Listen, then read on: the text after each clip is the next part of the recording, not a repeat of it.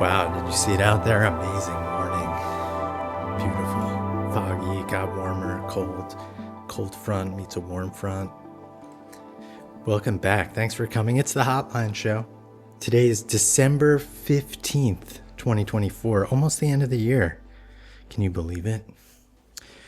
So, what did we do this week? What did you do this week? I had a week. Lots going on. So much going on. I was writing notes all week. And I was like, I don't know if I'm going to cover any of this. I was wondering if my mom was upset about the response I had for her last week, but she wasn't. She thought it was funny. I was in the city, was doing a project, shooting something, newsletter material. But then I went to a concert. I went to see LCD Sound System. What a great band. Classic stuff. Why do people film a show? Like, you're at a show, you're enjoying it, and then you take out your camera and you film it. Who's ever going to watch that?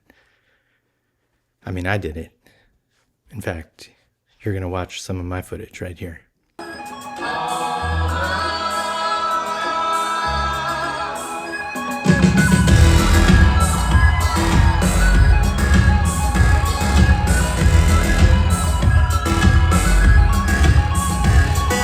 Pretty cool, right? Everyone should film their shows because everyone loves watching that stuff. But what a track. We all danced ourselves clean. What else is going on? Oh, Wesley Verhoeve sent me his new book, Notice Journal, Volume 1. What a great book. I'm so happy to have it. Amazing photos inside. Well done, well printed. Really fun stuff. And this amazing hand-typed note, which I'm not going to read. It seems personal, but it's inspired me to want to get a typewriter. And I think I will. Also, Tim in Portland has a typewriter. And I think this is the way. A hand-typed letter. But Wesley, thanks for sending that book. Everyone out there should check out the book. Link in the description below. Also, subscribe to his newsletter, one of the best photography-related newsletters that exists on the internet. So make sure to subscribe to that. It's good, for reals. If you don't know, this is the Hotline Show. The number is in the description below. People call that number, they leave a message, they ask a question. Usually it's about photography, but it can be about anything.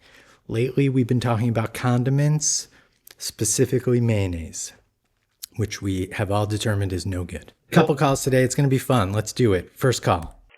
Hi, Noah. My name is Neil, and I have a comment more than a question. And my comment is that I have decided to add the hotline number to my speed dial on my phone so that in case I do come up with a question, I will be able to quickly get in touch with you. Thank you. All right, Neil, that's a first step. Thank you for calling and letting me know. If you're out there, you've been hesitant, do what Neil did. Add it to your speed dial. So whenever the inspiration strikes, just hit me up. Send a message. Maybe we'll get to it on the show. Next caller. Hey, Noah, it's Diana. I'm dying to hear your theory on the drones over New Jersey and now New York and Pennsylvania. What do you think's going on? And if you were to see one, would you send your drone up to investigate? Because some people are doing that and their drones suspiciously lose power. I want to get into the conspiracy theories and so curious what you think. So have at it. Thanks. Bye. Diana, thanks for that call. The drones over Jersey, and I guess New York, people are starting to see them in other places as well. I'm having a hard time, really getting into this one. I'm looking around, seeing what other people are saying. No one knows anything. And even if people know, do you even trust what they say? I decided to get in the car and go and try to spot one. And I got to Jersey and I pulled out my camera and I got this. Check this out.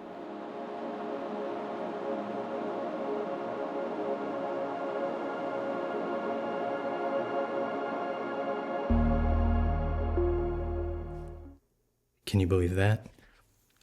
You shouldn't, because I generated that with Sora, the OpenAI video generating software, which is really going to ruin everything, essentially. What can we believe these days? Is anything real? I did find one clip on the internet. This is real, maybe. Let's look. I had to go run in and get my camera. Nobody was going to believe me. What's with my camera? Look at this thing. Is he... That's not a plane. That is wild. That's going way too fast. I mean, that looks crazy. That doesn't look like a drone. That looks like a UFO. I think a lot of the stuff we've been seeing clips of, they do look like drones. I mean, if it was alien, would they put on the FAA landing lights, the red and green lights? Probably not. I think a lot of the footage we're seeing are just people flying their drones. I know there's swarms of stuff. Foreign adversary, who knows? I don't know. My deep conspiracy on this is it's our government doing it, ultimately to want to ban drones. So we're going to see a drone ban, DJI, all this stuff pretty soon, probably in the next administration. They're just going to be like, no one can fly drones anymore. We'll see. Beyond that, I don't know. Something years ago, I think it was the year 2000, I was in my dorm room, New York City, and I was looking at the Empire State Building, and I saw things flying around the antenna of the Empire State Building. It was like 4 or 5 of them, and it wasn't a plane, it wasn't a helicopter. Other people were with me. We were looking at it. We couldn't believe what we were seeing. I remember having a video camera. And I think we've been seeing this kind of stuff for a long time. Will we ever know? I don't know. I'm not scared, though. I don't think it's really anything to be scared of. But maybe it will be. I mean, it makes sense. After everything that's been going on, okay, alien invasion, and what are they going to do? They're probably looking at us and being like, let's get out of here. Why bother? Diana, thanks for that call. Stay safe if you go drone hunting. Don't shoot the drones. Just don't people are doing that, probably. I think some people have tried to shoot my drone before. Thank you. Next caller. Hi, Noah. This is Josh from Chicago. Long time, first time. I just wanted to ask you, how are you connecting with other people, in online groups that you are part of, or just your profession in general? I imagine that you're pretty alone up there in where you live, and so not a lot of photographers. How are you engaging with that community? I'm asking because I work remotely, and so I have to make actual effort to engage with and collaborate with and encourage other people in of my profession interest groups, and I want to do more of that, and not just like lurk and watch people online. And I guess me calling here is a good first step. But anyway, I'm just wondering if or how you're engaging with your online communities. Thanks. Josh from Chicago, thank you for that call. I appreciate it. Thanks for watching. Thanks for calling. How do we connect and sort of connect? How do we connect and connect with people? Well, I started this show and I'm enjoying this. People sort of engaging this way. It does seem like I'm this isolated figure in the middle of the woods, but I have friends around here and there's people, not necessarily other artists, some are, that I get together with occasionally. We talk, we commiserate. I have a pretty robust collection of friends on the internet that we just chat with daily. I mean, Zach, my friend, we go back forever. Retoucher, we talk almost every day. Julie, we're on all the time. Kristen, we're chatting. There's just a bunch of people that, I try to connect with, even if I'm not seeing them in person. I understand this can be hard for remote people these days, not going into work, having an office environment, and like getting a sense of people and community. It can be hard because it's always awkward to sort of get involved, especially in the beginning of like you're new to a community. It's hard to be accepted right away. You just gotta put it out there and accept that awkwardness and how embarrassing it is. A couple years back during that NFT thing, I had a whole Discord group going on. That was a lot of fun. There were a bunch of people who came in there, and I'd say like between 50 and 100 regular people on a daily basis, just sort of chatting, seeing what's going on. I mean, there was a monetary component to that. So I think a lot of people were using it for business, and just trying to understand what was going on in that world, but also sharing art and like just putting it out there and just trying to meet and see new stuff. That was a lot of fun. I don't know what's going on with that Discord. I mean, I guess it was mine. It was called Desire Path, but I'm unable to log into Discord. I cannot figure out how to get in. It's never really happened where I can't figure out like my password or something, but I'm sort of locked out of Discord. So it's probably just spam now. I don't know. It ultimately just comes down to the kind of person you are and how willing you are to put yourself out there. I've always respected the people who can really like just go for it. Cold call me, email me. I never did that. That was not the type of person I was and am that just like randomly tries to connect with people. These things kind of happen organically. So I hope that helps. I don't know if it did, but Josh, good luck. Call back anytime. Send me your address. I'll send you something in the mail. Next caller. Hey Noah, Brad from Portland, Oregon calling. Just curious, with everyone getting their Spotify Wrapped, YouTube recap, etc., if you got yours and you'd be willing to share what you listened to in the last year. Any of the results surprise you? Thanks for the content as always. Talk soon. Brad from Portland, thanks for calling again. Great to hear from you. Yeah, Spotify Wrapped. This is mine up here. Deftones, Toro y Moi, Tool, Korn, Smashing Pumpkins. It's basically essentially my playlist from high school and college. It's just like my favorite bands again. What surprised me is 3,159 minutes. Is that a lot? I've seen people with like 72,000 minutes or something. A lot. I feel like when I see these, it's like embarrassing to me because I'm like, I don't listen to enough music, but I listen to music also on Apple Music. I have an Apple Music account, and I also just listen to a shitload of podcasts with an app, Overcast, which is not being tracked on Spotify. I think we should all get off Spotify. People are having a problem with Spotify and how they pay their artists, how they treat it. The guy who founded it is richer than any artist on the platform. That sucks. Oh, look at that. Toro y Moi, probably the more modern act. I've actually photographed him years ago for a magazine. It was like a real indie thing. He had me shoot it. It was all shot on point and shoot cameras like that he sent, like plastic ones. He sent me one and I did this shoot. Here's some footage, like behind the scenes.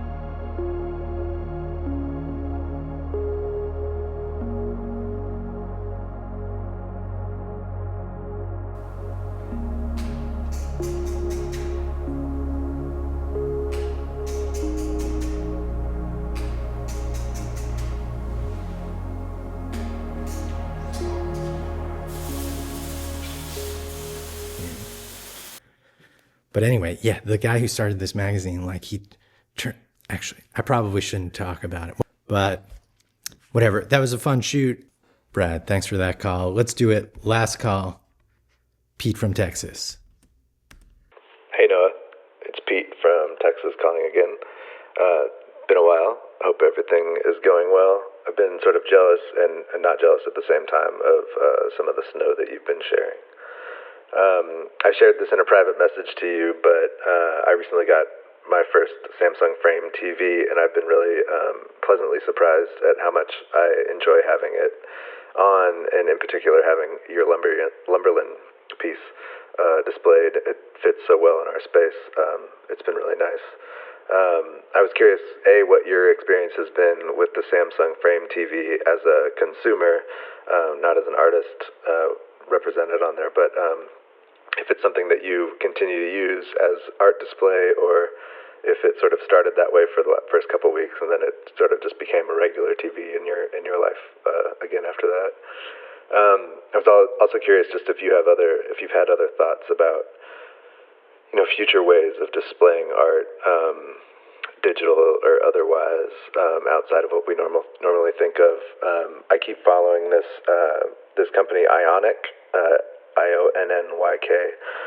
They make an e-ink fine art display for like black and white photography is how they promote it, but it's subscription based only. It seems overly expensive and makes it challenging to get your own photos up there, but I'm curious about that, and I've heard about developments of color e-ink displays coming out, which I find interesting but sort of impractical from a color spectrum point of view, although I don't know that much about e-ink.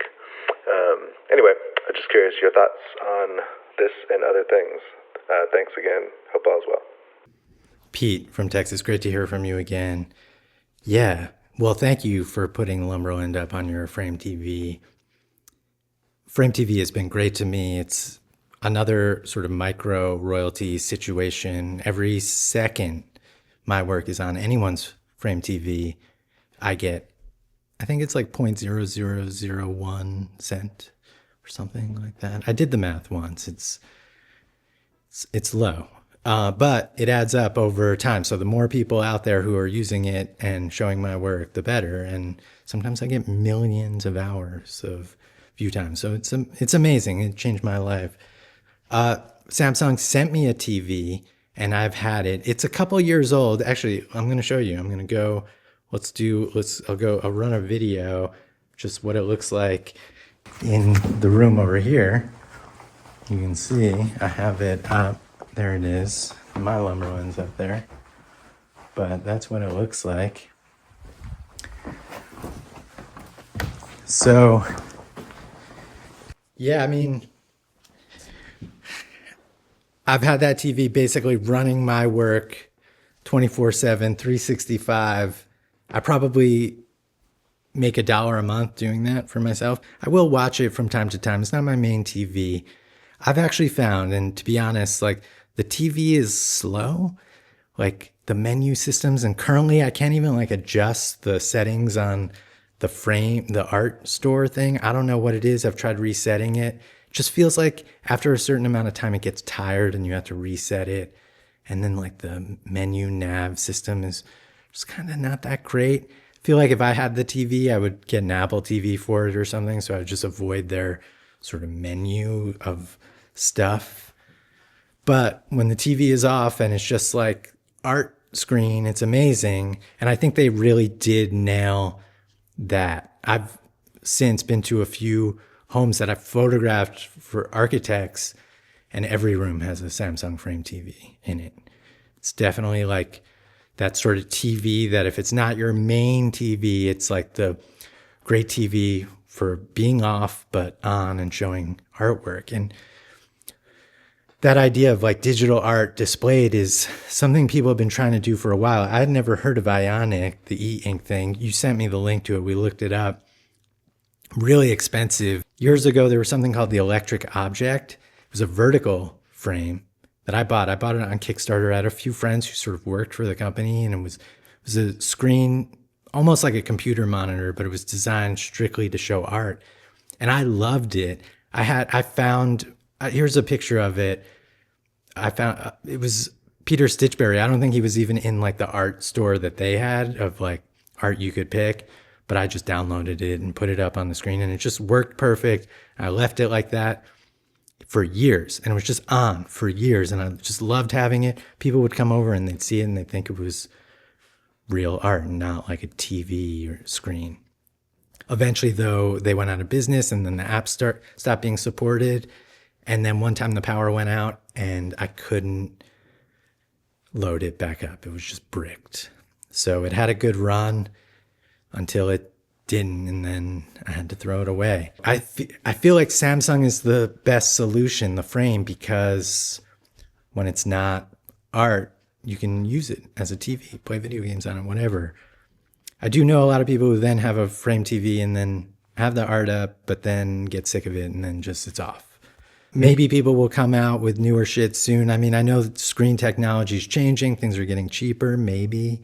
So hopefully we'll see more options out there. Obviously, there are little frames that people have for family photos. Quality tends to be really shitty on those, but most people don't care. Maybe Ionic will send us a frame to test out. But until then, we're sticking with the frame TV. I'm glad you're enjoying it, and I appreciate you putting my work up. So thank you, Pete. Call back anytime. And that is it. That's all the calls for today. I appreciate everyone sticking around. If you're still here, thank you so much. Do the stuff. Hit like, subscribe, leave a comment. Let's get that going. I feel like that juices it up a little, maybe. Just be like, cool video. Just say cool video. Until we meet again next week, probably, maybe.